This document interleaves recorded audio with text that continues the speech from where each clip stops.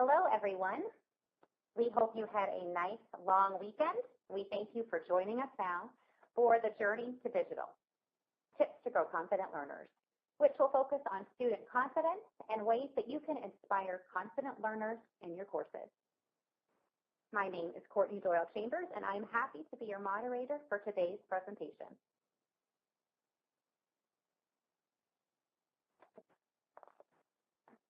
If you have attended other webinars in our Journey to Digital series, the platform we're using here now may seem new to you. So I wanted to quickly review just a few features to make sure you'll get the most out of your time with us today. If you look on your screen, to the left you can see a box that controls audio volume. And below that there are a few different resource tabs available to you, including a chat forum that you can use throughout the presentation. I see some people are already using, so thank you and welcome. And as it says here at the bottom right, we will take questions at the end, but you are welcome to send in your questions at any point through this feature. And finally, at the top right of the screen, following the presentation, you can download a certificate of completion right here. All right. So moving on, to lead this presentation, we are fortunate to have with us Scott Domowicz from Pittsburgh Technical College to share ways that he has found to use digital tools to instill confidence in his students. Scott Domowicz is the academic dean at Pittsburgh Technical College for the schools of business, criminal justice, hospitality, and culinary arts, where he has led the charge to use digital learning tools across campus. Scott received his Bachelor of Science degree in Industrial Psychology from Penn State University and his MBA from the University of Pittsburgh. Scott became an educator after retiring from government service, where he served with the Office of Inspector General as a special agent. Scott is currently pursuing his doctorate in business administration from Taft University.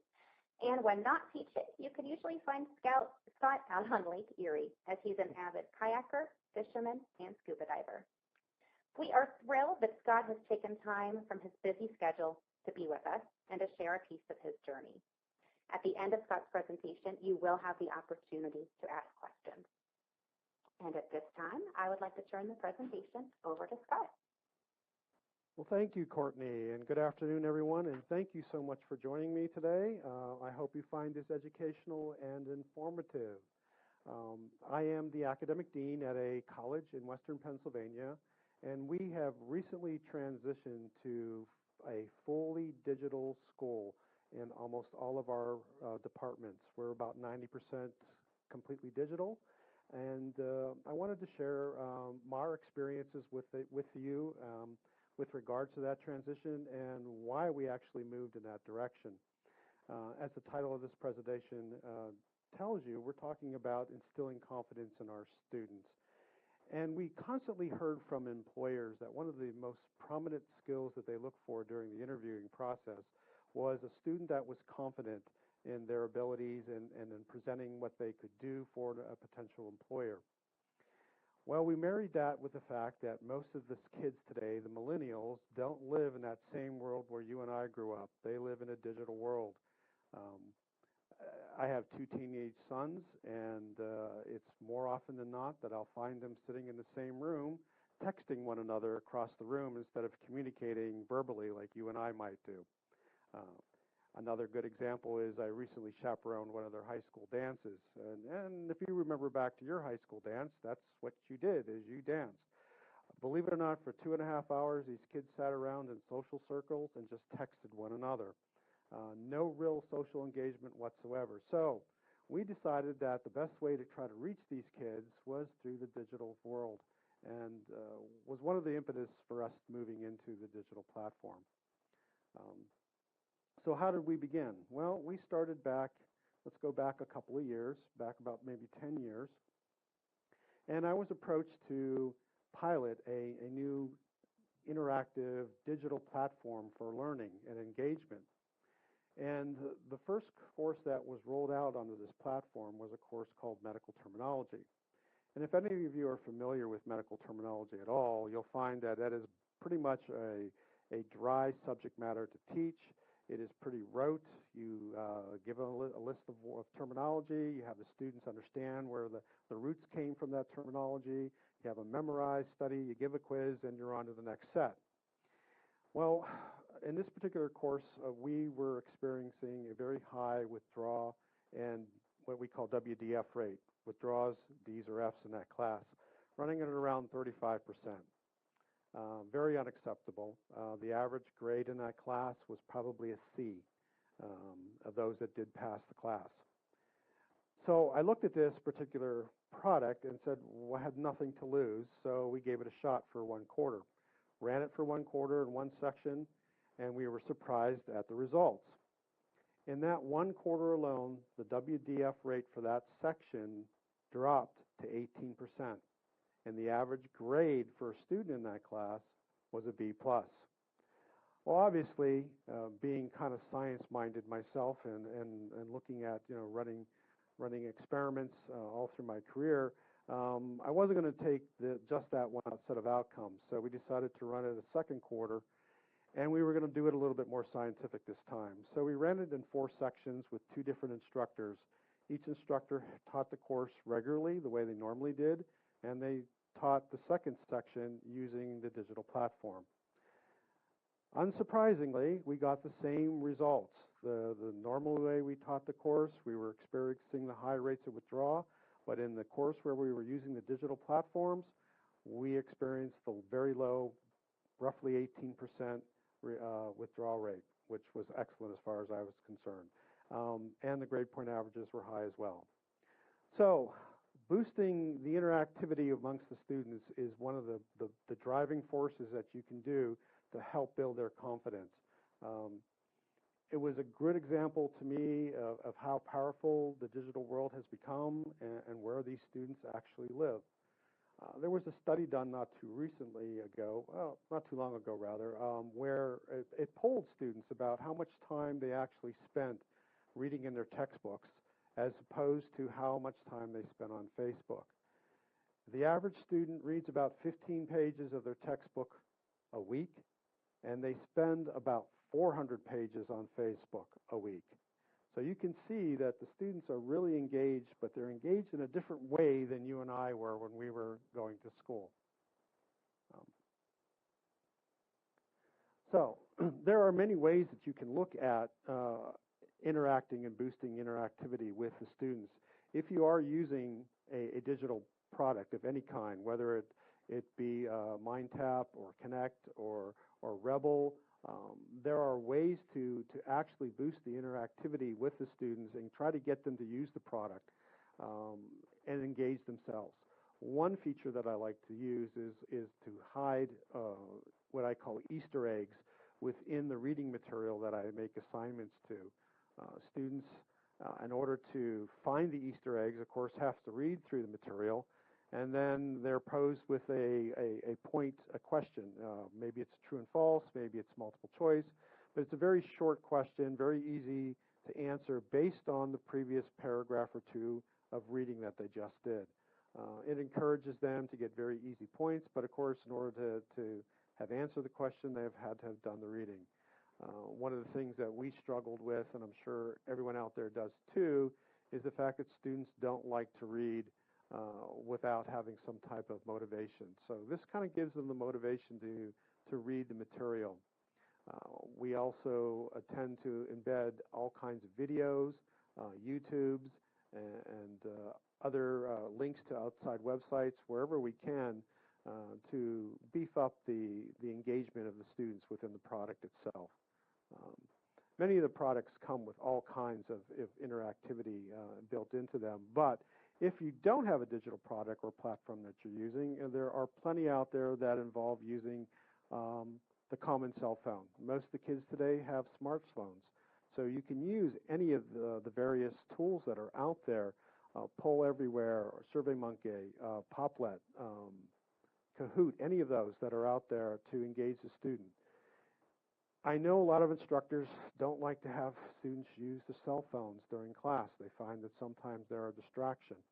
Some of my own faculty are fighting a losing battle with trying to keep the students from using their phones during class time. They get text messages from their friends or from family, or they lose interest in maybe in what you're saying and start surfing the net. And you can fight that battle if you wish and try to keep the students from using the cell phone, or how I rather do it is to use this phone as a tool and engage them by using some of these applications. They're all very easy to use, and I would recommend not trying to deploy more than one at a time. So kind of do some research, trying to look at that. Poll Everywhere is a very good one to start with. Poll Everywhere, what it does, it allows you to present a question and then ask the students to respond using their smartphones. And the results are posted live if you have a whiteboard or an overhead, so that all can see the results as they're coming in. And that then is a springboard for discussion about a specific topic. So it's a good segue into engaging them into a conversation. That's a very easy one to use, and all of these are free. There's nothing out there. They all have free versions.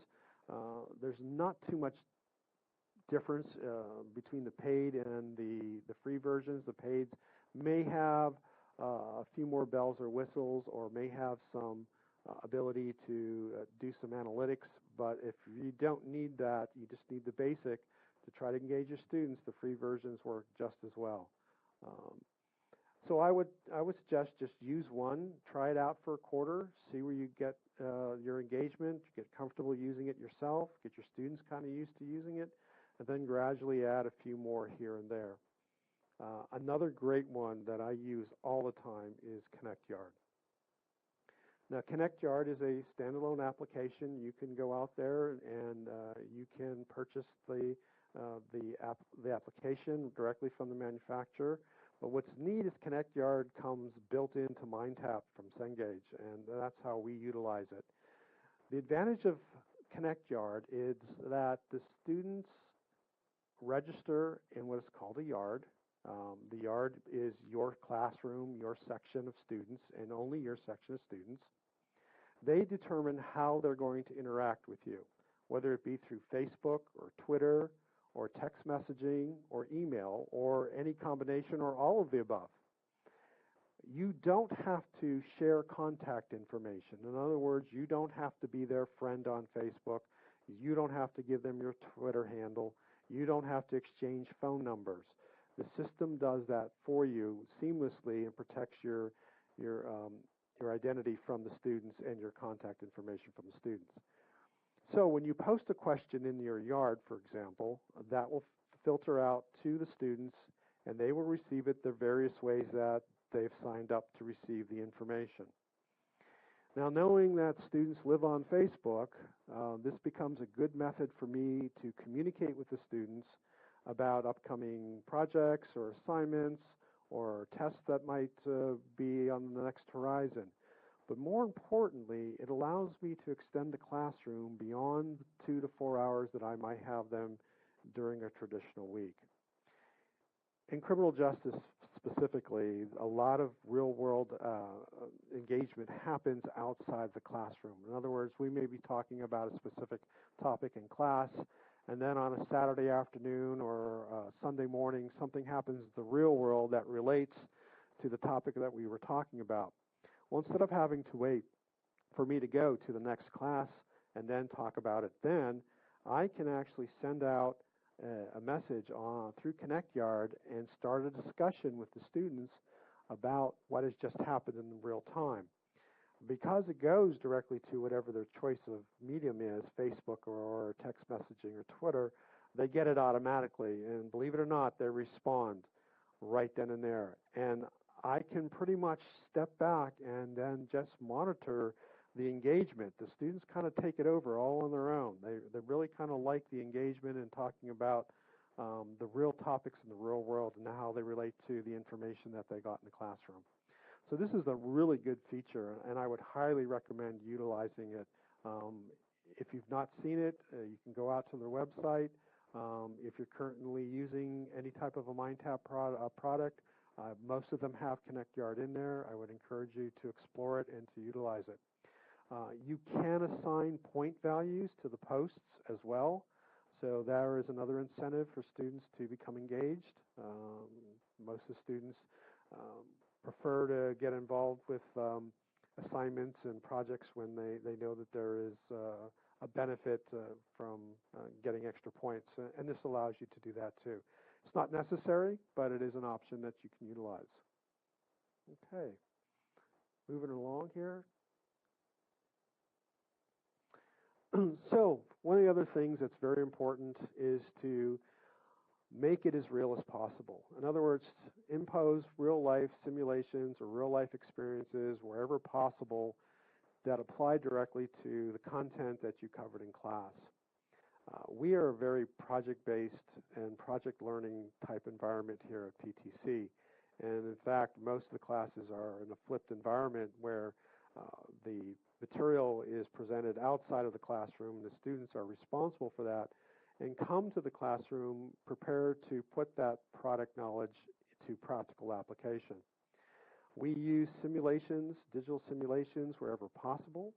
One of the nice features that I found in some of the criminal justice products that we use is decision makers. These are decision trees where a student is presented with a scenario and they're given 2, sometimes 3 options. And based on their response to that option, it leads them to a secondary level and then a tertiary level and so on and so forth. Whether they can see, based on what their decisions were, what are the possible outcomes of that as a result of that decision. In addition to that, we try to use other simulations. Another good one that we use here is called the Milo Justifier. And the Milo is a system used for firearm and for use of force training. And think of it as a very large scale immersed video game in which the participants are the active shooters. And the system will present them with a case scenario. They'll have to respond to the scenario using the proper amount of force, and if necessary, engaging the suspect with deadly force if that's required. It allows the students to build confidence in their skills to handle situations, especially in our criminal justice force. They're going to be asked to de-escalate situations all the time, and they have to have the confidence to handle very, very situations that are going to change on a spur of a moment. So it's important for us to give them as much real-world experience and practice as we possibly can with these types of scenarios. We take it outside as well, and we give them the experiences in dealing in a real-life situation, whether it be with what we're called drunk goggles, where their special goggles are put on their eyes and simulates them being a drunk victim, so they can see what it feels like to have to be in that kind of a situation. And we role play. We take them to paintball arenas where we can do car stops and we can do domestic situations, and we can use not live ammunition, but the closest thing that we can use, and put them in a situation where they can practice their skills. We also think it's important to present them with larger scale scenarios and training scenarios, and we engage the services of various federal, state, and local municipality agencies to participate in a one-day-long training event. We call it a critical scenario or critical incident. And again, we construct a real-life situation. It could be a mass casualty of some sort. It could be a terroristic threat. It could be a bomb going off in a playground. And all of the agencies respond as if it were a real-life situation. But the students are immersed into each of those agencies and respond along in kind with those agencies. So it provides them an opportunity to practice the skills that they've learned, both the technical skills and their soft skills, dealing with the press, dealing with witness statements, dealing with a crowd that gathers to witness a catastrophe, and handling those kinds of situations as well. So both the hard and the soft skills. And the students find it very, very valuable. Many of the agencies say that they wish that they had had an opportunity to experience this type of an event before they went out to their first job. Along with that is to make sure that we don't lose sight of history and events that have taken place in event. We are kind of fortunate, if you want to call it that we are fairly close to the Flight 93 Memorial, and so we make it a point to take the students there once a year on 9/11 to experience the tragedy that occurred there, and to give them some firsthand experience of what occurred on that fateful day in history. So again, these are just some suggestions and some ideas of things that you can do to engage your students. If a student knows that the class is going to involve these kinds of hands-on activities, they're more willing to show up and to participate on an ongoing basis. So we find it very, very, very fortunate and very practical for us to do this on an ongoing basis. Okay, next, Courtney, next slide.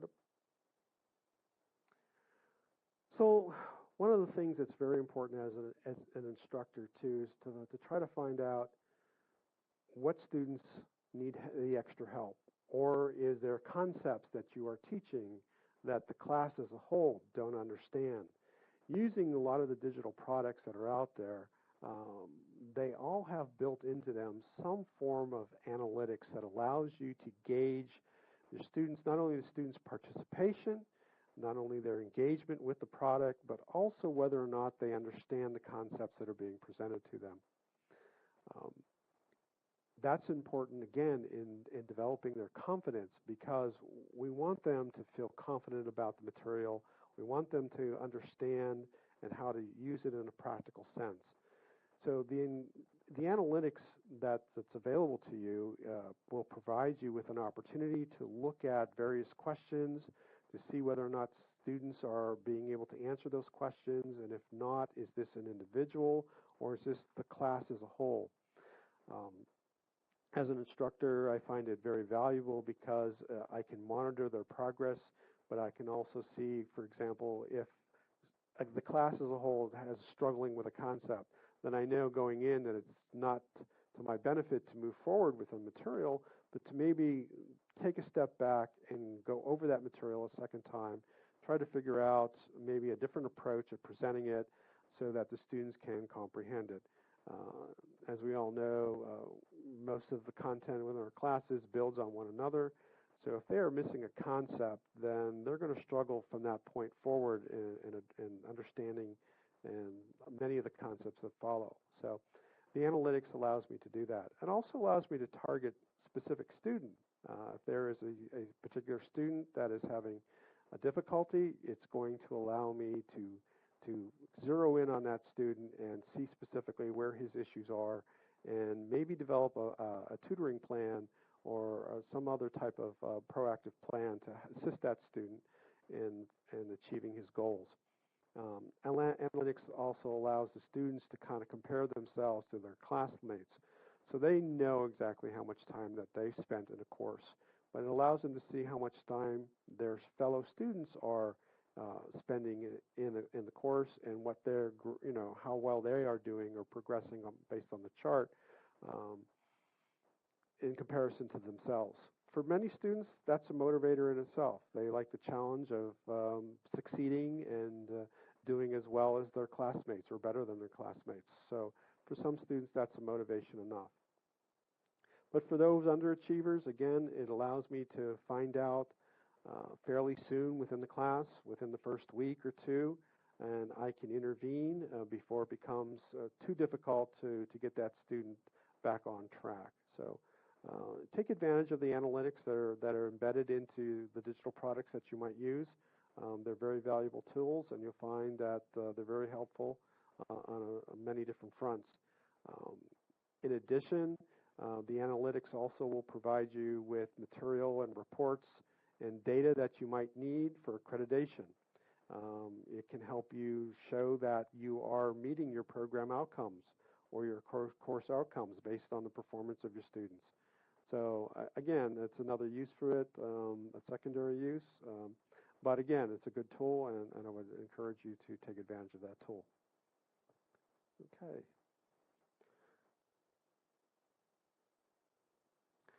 So again, one of the benefits of the digital world is the fact that we make learning accessible. Most of the digital products that are out there can be accessed through a computer, through a tablet. Many can be accessed on the smartphones. It allows for seamless use of the product across many different platforms, and students find that very, very helpful and very engaging. I have students that commute using public transportation, and they find that they can use their tablets or their cell phone to pull up various assignments that they may want to work on, or they can use the reading tools or the flashcards to study for an exam. And all these tools make it very easy for a student to be more practical with their time. One of the best features that a lot of my students love to use is the reader. And what the reader does is that it actually reads them the assignment, the reading assignment to them, much like an audiobook. For those individuals that are single parents and have to multitask, they say that it's invaluable for them to set up their computer, start the audio reader, and still be able to focus on other domestic chores like folding laundry or preparing dinner, and still get through their assignment in a timely manner. Another group of students that find it very valuable are those students where English is a second language, where they are still struggling to deal with English as a primary subject, a language for delivery of the content of the material. This allows them to concentrate more on the content and not so much on the verbiage and the proper use of language.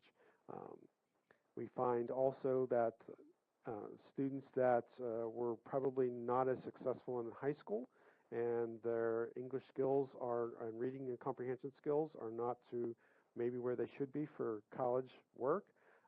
Using the Speak Reader again is an invaluable tool for those students as well, and they seem to succeed a lot easier in the courses and in what they're trying to accomplish. And again, being successful just builds confidence in the student. It's these small steps that we can take as instructors to try to build their confidence, to use the digital products to help us do that.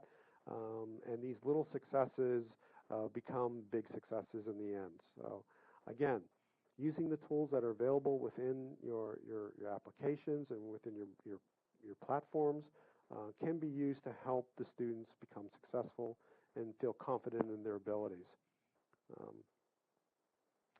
Some of the other things, like I said, I mentioned one of the favorite tools is flashcards. I know it's old school, but believe it me, the digital product is not much too different, but the students really love that tool. I have students that walk around with their cell phones, and you ask them what they're doing, and they're saying, "Oh, I'm studying my flashcards for I got a test coming up in my next period." So again, using those digital products, using it in a digital format, making it accessible to students wherever they happen to be is an important aspect to making them feel confident in their abilities and confident in what they've learned. Okay. Next. Okay, thank you so much, Scott. Sure, no problem. This is great. Yeah, each of these tips that you've shared, they can really be connected back to confidence, engaging students with dynamic activities, social media, making learning more engaging and more fun to give them confidence, but also being able to pinpoint those students who need help and give them the support that they need to be more confident and to continue on.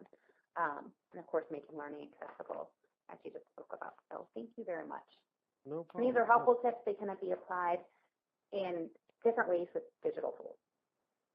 Absolutely. These are just a few ways. I'm sure that the audience that's out there, they probably have suggestions too, ways that they've used digital products to assist their students and engage their students in the learning process. So I would encourage anyone that would like to share anything that they're using. This would be a great opportunity to do that as well. Yes, definitely. And we want to move on now and open up the conversation to questions and to comments. So any questions that you have for Scott to participate, simply type your question into the Q&A box, which is directly below the presentation screen. And I can then pose your question to Scott. I also see we have people participating in the chat as well, which has been really active this whole presentation, so that's great. I think we can start out, Scott, I think you mentioned the reader at one point. Can you explain what that is a little bit more? Sure. The question came in from the chat box, actually. Okay. The reader is an application that many of the digital platforms, MindTap and Connect both have one, that allows the student to select, first of all, a voice, whether it be male or female, the speed at which the voice is going to read the material to them, and then, of course, they can select the volume for that particular application. They select the page that they want read to them. They click on the read speaker, and the read speaker reads the material to them verbatim, word for word. They can pause it at any point. They can go back and have it reread to them again. But again, it allows the students to multitask. And again, for most of us, we know that if we can engage more than one sense in the learning process, the more apt the student is to retain that information.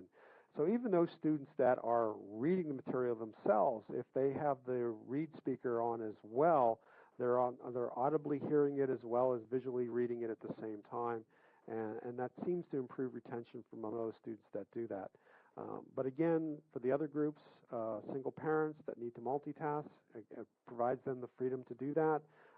English as a second language students, again, when they're faced with the challenge of a new language as their primary language for learning, sometimes they stumble over how to pronounce words or the meaning of words, and it seems to me that it's easier for them to comprehend verbal words than it is for them to comprehend written words when English is not their first language. And again, we found a vast improvement in those students that came to us unprepared from the high school level, where their reading comprehension and reading skills were not at college level for them to be successful. Using the reader gave them the confidence that they needed to feel that they could be successful in the course and comprehend the material. So, yeah, use that product wherever you can. Thank you, Scott. We have a number of questions coming in right now, so let me see here. This question comes from Tanya. Curious about how you actually administer the Easter eggs. How do the students know what they're looking for, and how do they let you know that they found it? Do you provide extra credit? Okay, so basically what I do is at least the products that I use, they allow me to customize the content. So inside the reading material itself, I will insert a question. Mostly it's a true or false, or it might be a multiple choice. Sometimes it's a fill in a blank. And yes, I do assign points to those. So as the student is going through the reading, they will come upon this question that relates back to usually about 3 or 4 paragraphs of material that they just read. And it will ask them a simple question. If they answer it and answer it correctly, they get the points. If they don't answer it, then they don't get the points. It's as simple as that. But even if they read the question, which I can see some students are going to do that, just kind of scan the material looking for the questions, it's still going to require them to at least go back and scan the previous material to try to find the correct answer. So even if they're not reading the entire paragraph, I know they're at least scanning the material and pulling out that concept that I wanted them to understand from that material, that several paragraphs anyway, in order for them to find the answer and answer the question. Great. Thank you, Scott. Okay. Sure. Another question. Have you incorporated any of these digital learning tools into exams, or do you mainly do that through your lectures in class?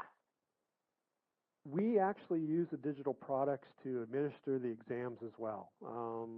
Many of the platforms, especially those associated with textbooks, come with digital exams and quizzes that are incorporated or allow you as the instructor to build your own exams or import them from another source such as Google Docs. So we use the product itself as the way that the students take their exam. We've gone away from paper exams several years ago, and really this is more advantageous.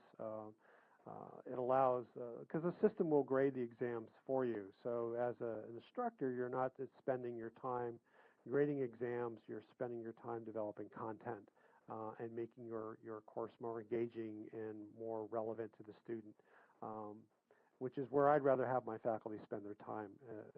Try to remove the administrative tasks as much as possible and unburden them so that they can concentrate on developing program and assisting the students with tutoring. Those are the two primary focuses that I have my faculty concentrate on. And the digital products allow me to have them do that. So a good resource for you then. Yeah. Very good. Okay, Scott, there's actually a really great question that came in through chat about how can we best help students who are not digital native? So students who are older, changing careers, may not be as comfortable with technology. And this person, Jackie, actually mentioned she has a student that's not even using a cell phone. So do you have any tips for helping students that aren't as comfortable with digital?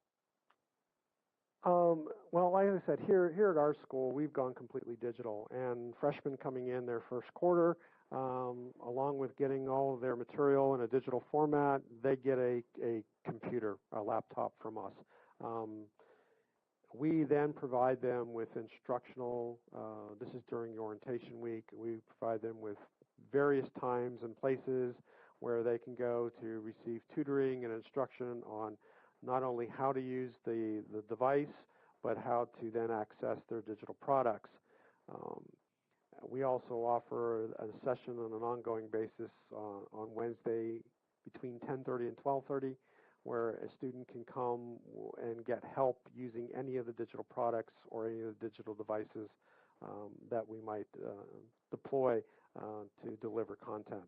So they can bring their cell phone, they can bring their laptop, they can bring their pad, and an instructor will work with them one-on-one to make sure that they are confident in using material. We want the digital platform to open up the ability for students to access their content wherever they happen to be. We don't want it to become a roadblock to them. So we provide them the opportunities and the means to get the training, and again, to build the confidence that they need to utilize the products that are out there to their fullest potential. Yes, you have a lot of experience with that if your whole campus is using digital now. Absolutely. Getting everybody up to speed. Okay, Scott, you also mentioned that your classrooms are flipped. Right. So the question from Gail is, prior to class, do you review how many students have completed the material?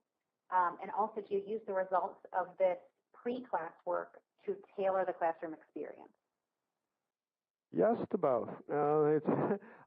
If students come unprepared, it's very difficult to move forward with planned material or projects that they need to work on during the time that they are with the instructor.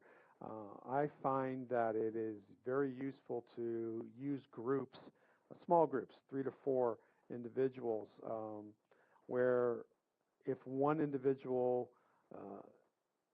perhaps does not meet the expectations that are required, I usually don't have to do anything to intervene. The other group members are going to let that person know that they are not pulling their weight, and that as a result, the group as a whole is suffering and moving forward and meeting the expectations for the project. So I find that that's very helpful rather than do one-on-one information. But in those situations where that is the more practical application, where each student is working on something individually, if a student does come unprepared, then I send them to the library to get prepared and to do the work that they should have done at home and then I will give them the assignment at a later time after class. They'll have to come see me at office hours and get the missed assignment or missed work, and it'll be on their responsibility. They'll have to take ownership of that, and they'll have to find a way to get caught back up at that point. But I don't have too much problem with that. That happens once, and then unfortunately for them, they learn the hard way, and we don't have a repeat occurrence. Okay, they've learned their lesson, though. Good, that helps for the future. Okay, Scott, a question about Kahoot. I'm not sure if this is possible. Janet says she uses Kahoot in her face-to-face classes for chapter reviews. How could you use it for an online course, if at all?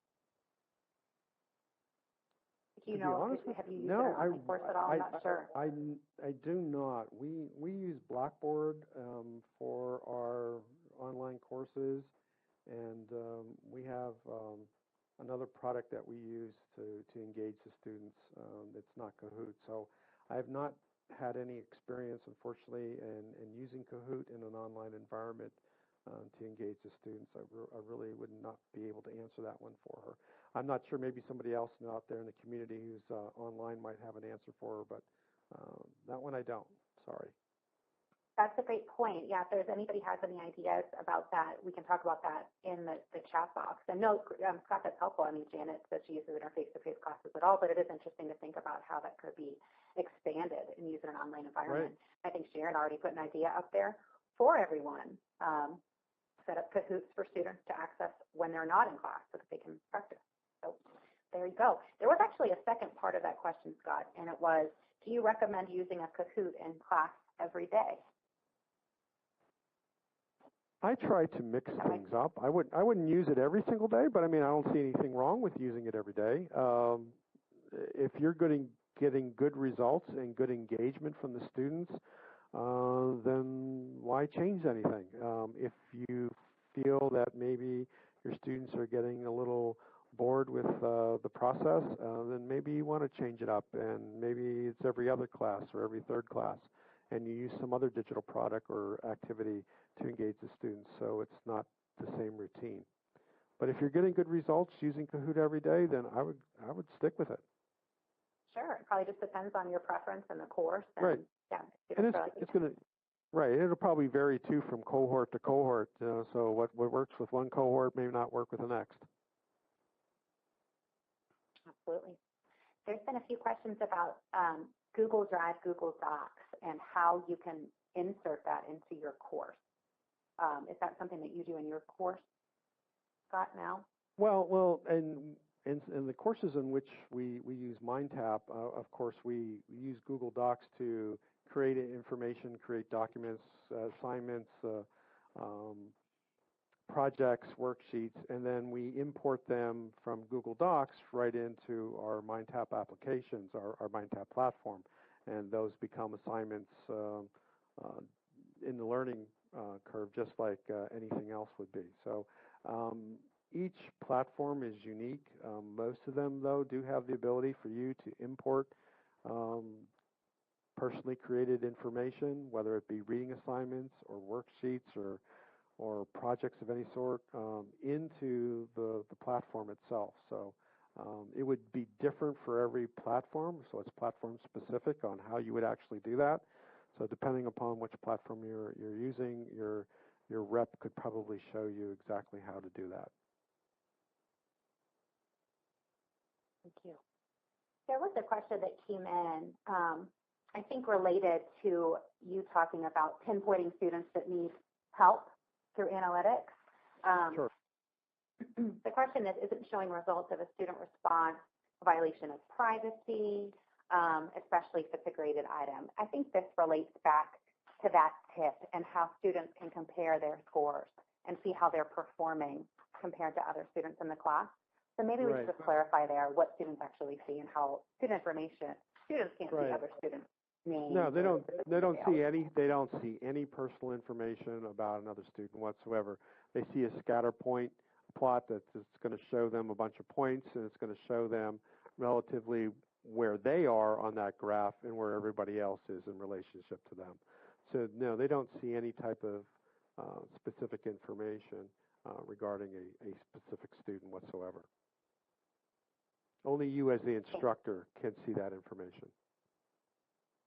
Thank you for clarifying that, Scott. Okay, we have had some great questions. We are right almost at 2:45. So I want to thank all of you for your questions. And Scott, thank you so much for your presentation. Thank you for answering all these questions. And thanks for all of your work to build confident learners in your course and then sharing it with us. You can download Scott's presentation. Yeah, thank you. You can download Scott's presentation from the Download Resources tab right here in the bottom left of your screen. We also hope that you'll take a moment to answer a brief exit survey so that we can learn how to make these webinars as helpful for you as possible. And also there will be a link to the on-demand recording, the on-demand session of this presentation available immediately after this broadcast. So that will be available to all of you. I wanted to share with you as well that the next installment of the Journey to Digital Professional Development series will be a multi-speaker virtual event on March 21st. It will be focused on teaching and learning that is powered by you. This will feature Audrey Wick from Blinn College, who will offer tips to make your digital course personal. James Lang, who will share ideas from his 2016 book, Small Teaching, Everyday Lessons from the Science of Learning, and also a conversation with former Congressman George Miller about higher education policy in the Trump administration. Registration for this March event will be open soon, so stay tuned for an email invitation, or you can visit cengage.com/mindtap for a link to register, and we hope that you can attend. So thank you so much for choosing to spend this time with us, and from all of us at Cengage, have a great day.